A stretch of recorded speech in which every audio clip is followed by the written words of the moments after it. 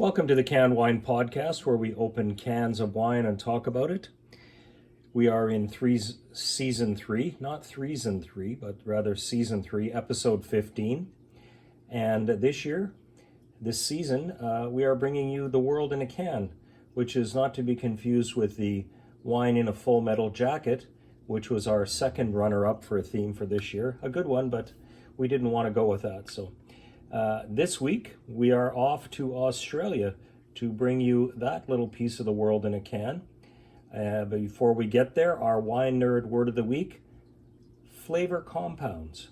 These are organic substances in grapes that are responsible for aromas and flavors in wines. And that's going to be important when we get to our wine from this week. In fact, we have one of our frequent contributors back here, the Dean of De-alcoholization. Are you there, Dean? I'm here, Brad. Welcome from Lynchburg, Virginia. Great to have you back.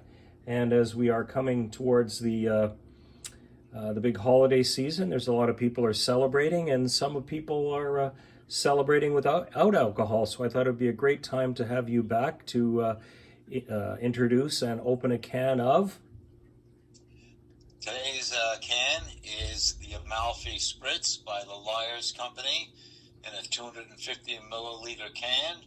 Nice peach-colored can with a rabbit and a woodland scene on the label. Yeah, that's great. And we've had Lyerś products before. We had their Italian Sparkle or something. What was that one called that we had before? I thought we had a Classico. Yeah, it was it. Yeah, the Italian Classico, and it was a non-alcoholic version of Prosecco that I kind of liked, actually. Do you remember that one? It was a few, maybe in last season.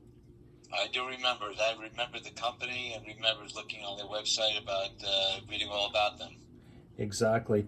And this does contain de-alcoholized fermented grapes, which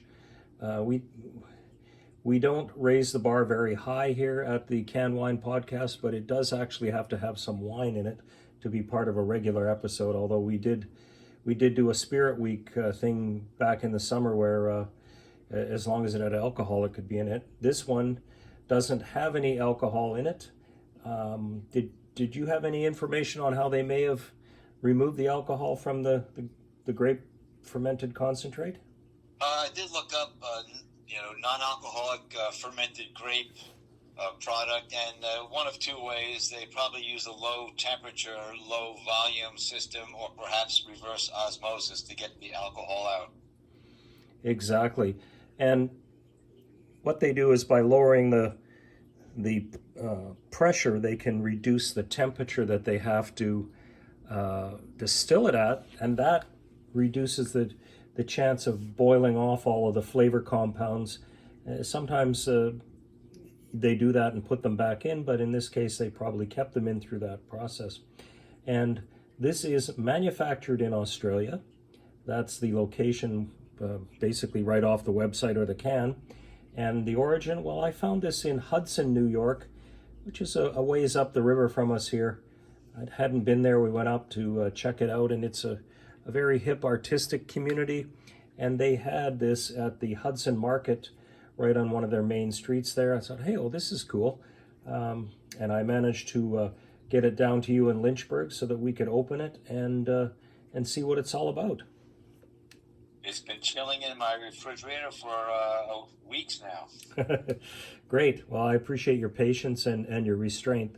And in reading up on this, there is quite what they call the soberish movement, which isn't necessarily a complete abstinence, but a lot of people like these things if they're, maybe they're a designated driver, maybe they're just keeping it together for the evening, or want something that's real tasty, but they don't want to drink alcohol. So there is that. There's other people that still enjoy the flavor of a good cocktail, but not wanting to have the downside of alcohol that's with it. So that's all part of that. And I had no idea that it was such a big movement, the whole soberish concept. So that's something to think about, and this certainly fits in it. And Lyerś is a major player in that whole thing. They not only make wine type de-alcoholized things, they do make a whole range of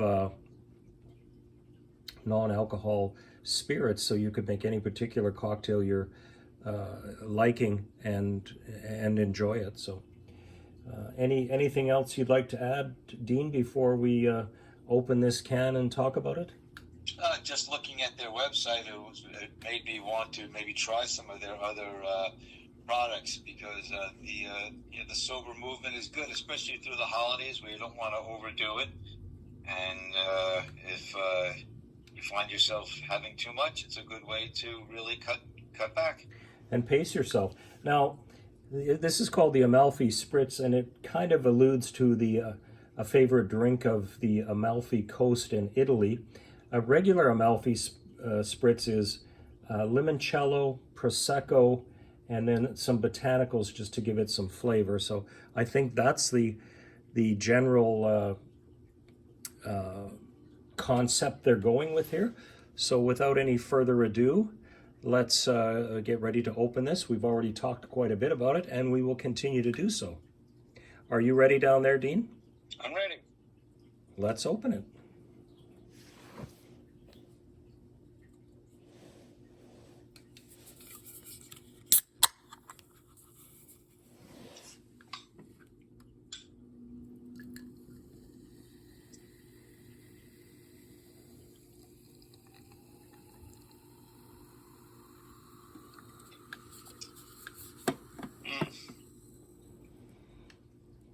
Oh, beautiful color.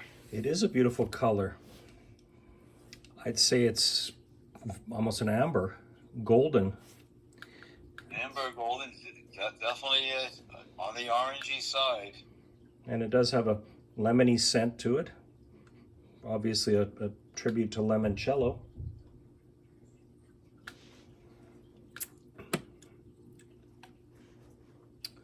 Very crisp flavor.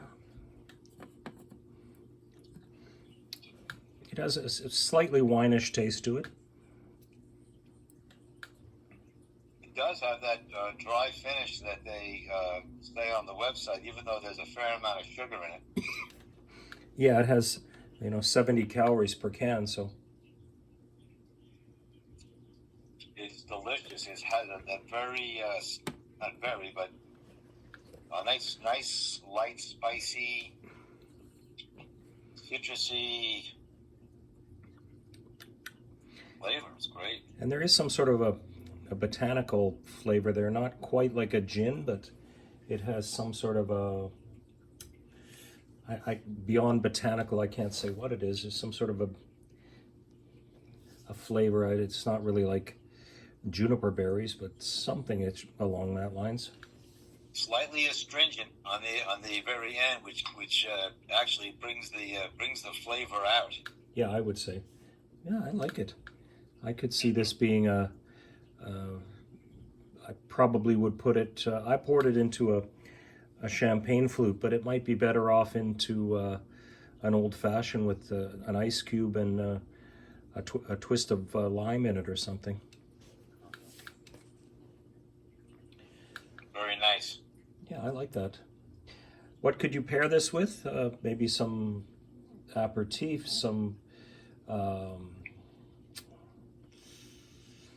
something fairly light and summery. I mean, we're right in the dead middle of winter here, but it is more of a summer drink, I would say. I wanted something a little bit sparkling to go with the holiday season, and this would qualify for that. You could have it with any sort of Italian appetizers. That would be great. What are your thoughts on a pairing, Dean? Lots of joy in here and no regrets. Mm-hmm. Pairing, it really does stand a lot on its own. You could just sit and enjoy this because it does have a nice. It's full of flavor. Yeah, or with the charcuterie board with some olives or some light cheeses, something like that. I could really see that going around. And as we continue along here, we're getting close to to the end of the year. We're going to continue our research into, or not research really, but our opening and talking about red wines, and maybe a few nice regular carbonated beverages, that some sparkling wines. That's what I was thinking of. I'd like to send a shout out to our Spotify listeners. Come join us on YouTube, where you can see these things actually opened and get the whole perspective. Thanks to our good friends at the laundromat. We appreciate you sewing those patches onto our new knit caps. And if anybody wants to see what those look like, check it out on eBay. Just search the Canned Wine Podcast.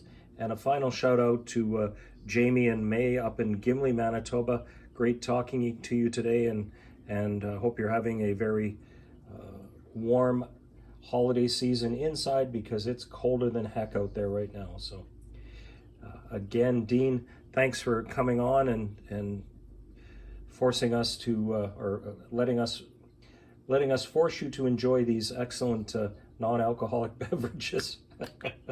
Keep them coming, Brad. I love it. Okay. I enjoy being part of the podcast. We appreciate it, and we also appreciate your input on the podcast, which is always great, because as a loyal listener, you always let us know if we've failed to dot an I or cross a T, so that's much appreciated. Now, last week's head scratcher, the two wine varieties that made the Petit Shiraz. Do you know that answer, Dean, or do you want me to give it to you? I don't have it. Okay, it was the regular Shiraz grape and the Pelursin grape, which is a very discreet grape over there, and they crossed those two to make the Petit Shiraz. And this week, I'm going to send all you people out scouring the internet to find out what dollar value has been assigned to the approximately to the NA, or non-alcoholic market of beverages in the USA. So check with us next week for the answer. I'm sure you'll maybe be surprised, maybe you won't. And in closing, first we'd like to thank Dean. Thank you, Dean, for helping us today. You're welcome. I always appreciate it. And thank you for tuning into the Canned Wine Podcast, where we open cans of wine and talk about it. Remember, as always, to enjoy responsibly, and perhaps some of these NA wines could be a way for you to enjoy responsibly. And just because these things come in a can doesn't mean you should drink and drive. The Canned Wine Podcast is a Center Stage production, all rights reserved.